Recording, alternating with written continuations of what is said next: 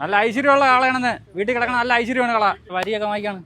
മടിയൊന്നും ഉടയ്ക്കാത്ത കാളയാണ്. നല്ല അടിപൊളി കളകണ്ണ വളർത്താൻ. അടുത്ത പെരുന്നാളിന് ഇറങ്ങി വിൽക്കാണ് പൊന്നപ്പനെ. ഓ ചോദിക്കണം 34 രൂപ പറയും. എല്ലാം നോക്കിയാണ് അതിൻ്റെ അടുത്ത പെരുന്നാളിന് 2 ലക്ഷം 3 ലക്ഷം രൂപയൊക്കെ വിൽക്കാം. വളർത്തുന്നതാണെങ്കിൽ വിൽക്കാം.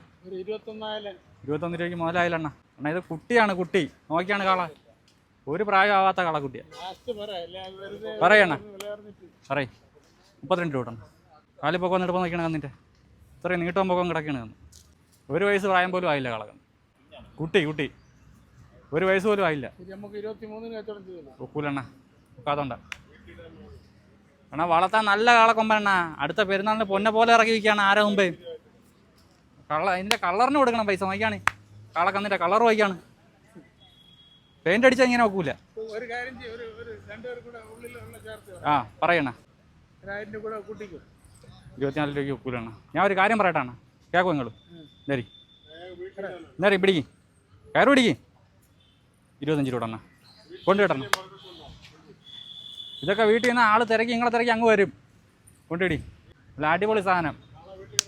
ഐശ്വര്യം കാള വീട്ടിൽ കിടക്കണ ഐശ്വര്യമാണ്. കെട്ടിയണ്ണ അവിടെ കെട്ടി.